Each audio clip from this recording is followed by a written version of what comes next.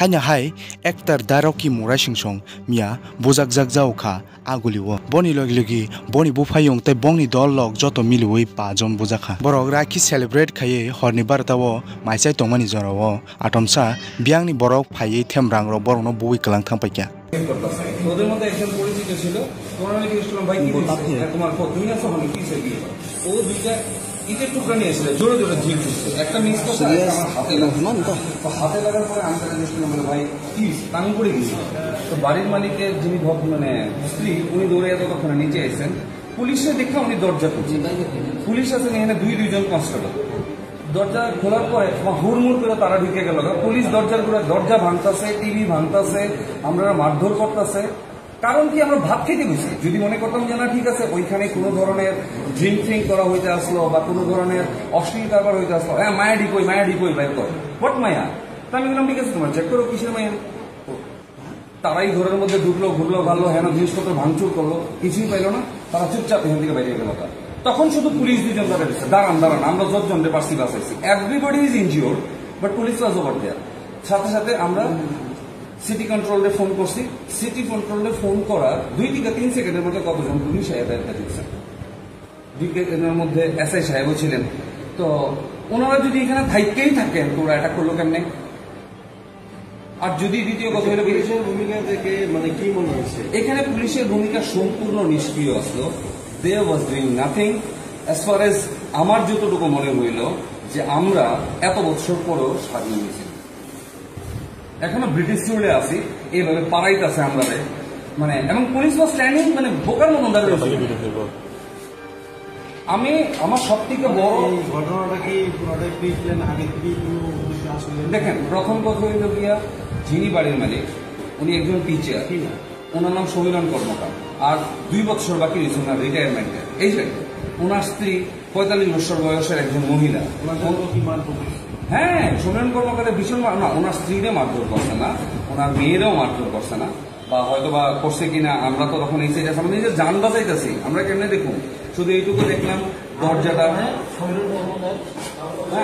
সমীরণ কর্মকারের ভীষণ মারধর করছে সমীরণ কর্মকারের মারধর করছে কারণ কি আরে ভাই কেড়ে মারতেছো কি ব্যাপার কোনা হ্যাঁ কথা বউ দাঁড়াও কি হয়েছে মাইরো না দাঁড়াও না তারা জাস্ট ঢুকলো জটিকা সফরে মারধর করলো অ্যান্ড ওদের মধ্যে একজন ওনার পাশের বাড়ি এর মধ্যে কি কারণ নাম জানেন একজনের ডাক নাম আমি বলতে পারি বাট ওনার মানে ভালো নাম কি আমি জানি না ওনার পাশের বাড়ি ছেলেটার নাম আমরা সানি রাখি বাট কোনোদিনই ছোট ভাইয়ের থেকে বড় মানে উগ্রভাবে তারা কোনোদিন আমরা দেখছি না সবসময় ওনার বাড়ি এই যে সমীরণ কর্মকারের বাড়ি ঘুরতে ব্যাপারের দায়িত্ব আমিই ছিলাম আমি নিজেই ওনার বাড়ি ঘুরতে কোনোদিনই আমি দেখছি না তারা কোনো উগ্রমনোভাব আজকের এই ব্যাপারটা কোনো কারণ আমরা খুঁজে পেলাম না কেন করলো কি ব্যাপার কিনা এটা কি এই কারণে কোনো ধরনের পলিটিক্যাল ইস্যু নাকি আমরা কিছু জানি কারণ পাড়ার কোনো বড় রাতে বা মুরব্বীদের এখানে আমরা দেখছি না সব ছেলে ছোকরারা ওইখানে ঢুকলো ঘরের মধ্যে তুমুল মারধর করলো ভাঙচুর করলো তুমুল কোনো পলিটিক্যাল চক্র থাকলে মানে কাজের দিকে অবভিয়াসলি তার যদি পলিটিক্যাল ব্যাক না হয় তাহলে এমন কোনো পুলিশ সাপোর্ট কি করে পায় পুলিশ সাপোর্ট কি করে পায় মানে কোন দলের দিকে অবভিয়াসলি পলিটিক্যাল ব্যাক মানে তোমার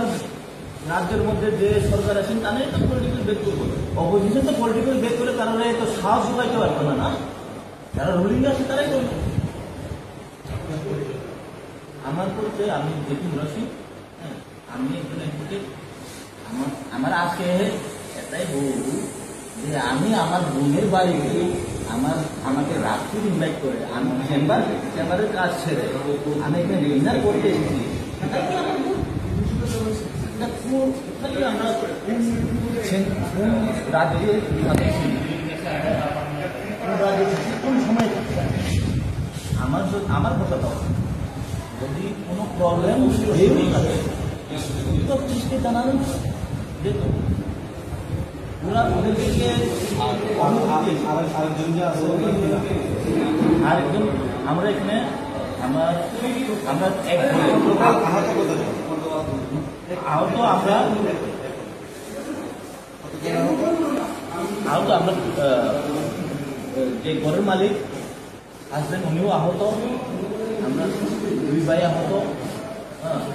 তাছাড়া আরো 2 জন আহত